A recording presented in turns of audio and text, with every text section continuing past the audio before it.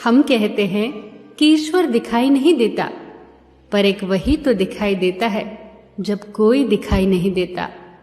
चारों तरफ जब निराशा ही निराशा हो, आशा की एक किरण भी दिखाई न दे रही हो, तब भी एक शक्ति है जो काम कर रही होती है, और वो है प्रार्थना की शक्ति।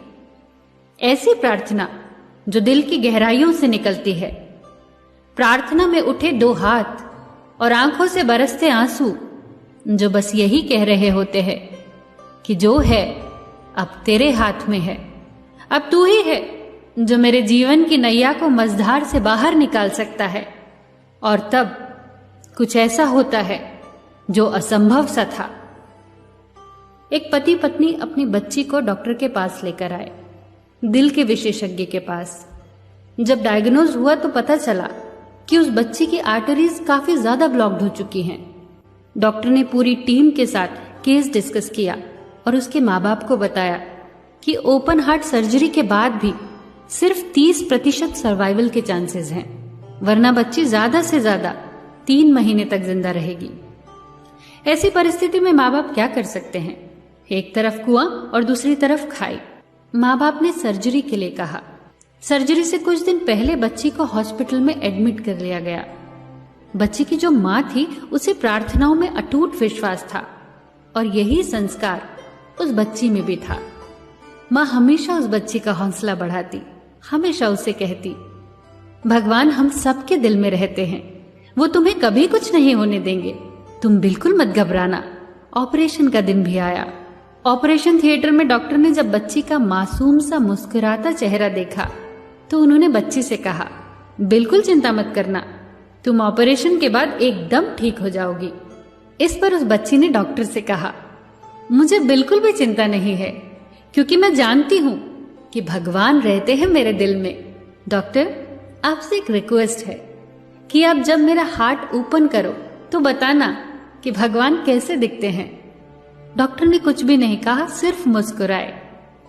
ऑपरेशन के दौरान पता चल गया कि कुछ भी नहीं हो सकता। बच्ची को बचाना असंभव है। हार्ट में ब्लड की एक बूंद भी नहीं आ रही थी। डॉक्टर ने निराश होकर अपनी टीम को स्टिचेस लगाने को कहा।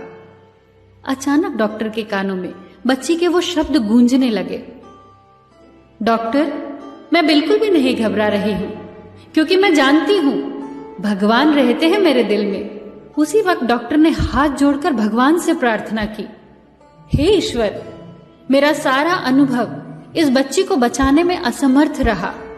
अगर आप सच में इस बच्ची के हृदय में विराजमान हो तो आप ही कुछ कीजिए।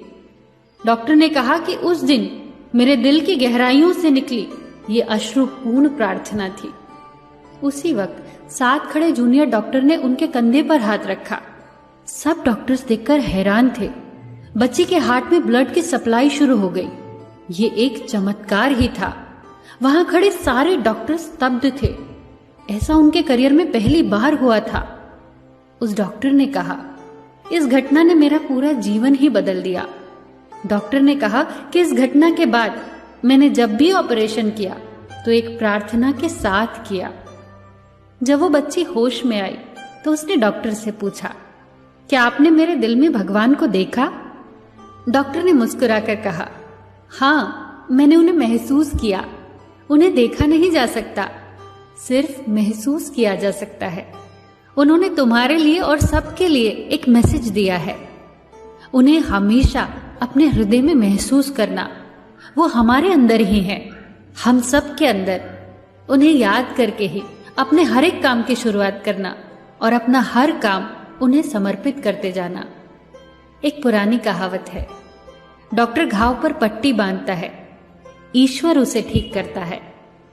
दोस्तों, जीवन में कभी भी इन 3 शक्तिशाली संसाधनों को नजरअंदाज मत करना।